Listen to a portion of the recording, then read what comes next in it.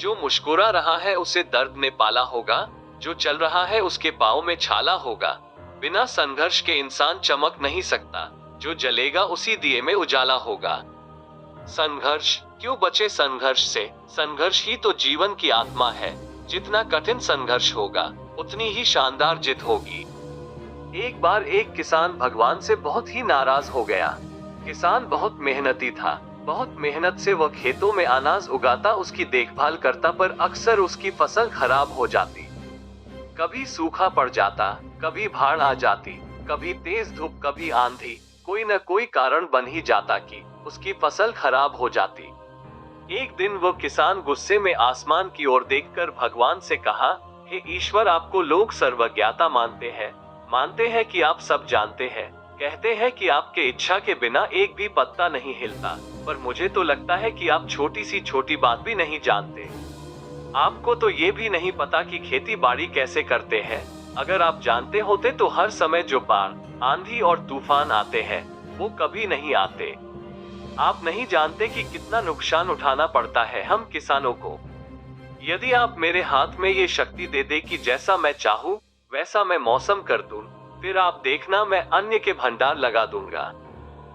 भगवान इस किसान के तीखे वाक्य सुनकर मुस्कुरा रहे थे और वह किसान के सामने प्रकट होकर बोले, मैं आज से तुझे ये शक्ति देता हूँ कि तुम अपनी खेतों पर तुम्हारी जैसी इच्छा ही तुम वैसा मौसम कर दोगे। मैं बिल्कुल भी दखल नहीं दूंगा, तुम्हारी इच्छा से सब कुछ होगा। किसान बहुत खुश हो गया। किसान ने गेहूं की फसल अपनी खेतों में बोई। जब उसे लगा कि खेतों को धूप चाहिए तो खेतों को धूप मिले, जब पानी बरसना चाहिए तभी पानी बरसा, आंधी, तूफान, बाढ़ कुछ भी उसने अपने खेतों पर आने नहीं दिया। किसान के खेत में इस वर्ष ऐसी फसल हुई जैसी कभी नहीं हुई थी। हरी भरी लहलहाती फसल, मन ही मन वो बहुत खुश हो गया और सोचने लगा, अब सबूत के साथ दिखाऊंगा भगवान को कि इसे कहते हैं शक्ति का सही उपयोग। मेरी सफलता देखकर उन्हें अपनी नियम जरूर बदलने पड़ेंगे। कुछ दिन गुजरे, फसल कटने को तैयार हो गए। किसान बहुत उत्सुकता के साथ फसल को काटने लगा, पर जैसे ही उसकी नजर गेहूं की बालियों पर गया तो उसने अपना सिर पीट लिया और वह रोने चिल्लाने लगा। गेहूं की एक भी बाली के अंदर गेहूं का दाना नहीं था, सारी बालियां अंदर से खाली थी। किसान बहुत दुखी हो गया। उसने भगवान को रोते हुए फिर पुकारा, हे प्रभु, तुमने ये मेरे साथ क्या किया? क्या तुमने मुझे कोई सजा दी? भगवान बोले, पुत्र, ये तो होना ही था। तुमने पौधों को संघर्ष करने का मौका ही कहाँ दिया। ना तो तुमने उन्हें आंधियों से जूझने दिया, ना तेज बारिश से सहने दिया और ना ही धूप में तपने दिया। एक भी चुनौती का सामना तुमने उन्हें नहीं करने दिया, इसीलिए सारे पौधे अंदर से खोखले रह गए।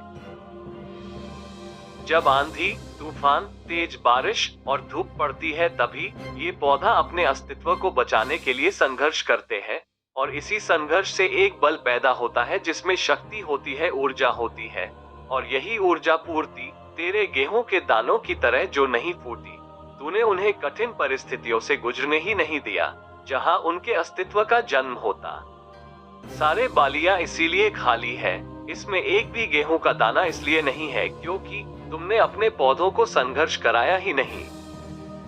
याद रखिए, स्वर्ण में सवर्णीय आभा तभी आती है जब वो आग में तपने, गलने और हथौड़े से पीटने जैसे संघर्षों से गुजरता है। कोयले का टुकड़ा हीरा तभी बनता है जब वो उच्च दाब और उच्च ताप की मुश्किल परिस्थितियों से गुजरता है। इसी तरह यदि हमारी जिंदगी में कोई संघर्ष ही ना हो, कोई चुनौती ही ना हो, तो हम भी गेहूं की बालियों की तरह खोखले रह जाएंगे, कोई अस्तित्व नहीं होगा हमारा। परिस्थितियां, चुनौतियां, समस्याएं हमें और अधिक निखारती है। यदि जीवन में कठिन परिस्थितियां और चुनौतियां आए तो घबराना मत, बल्कि सामना करना। विश्वास करना कि आप और अधिक निखर जाओगे और अधिक मजबूत बन जाओगे। किसी ने कितना सही कहा है, जिंदगी जीना आसान नहीं होता, बिना संघर्ष कोई महान नहीं होता। जब तक ना पड़े हथौड़े की चोट, तब तक पत्थर भी भगवान नहीं होता।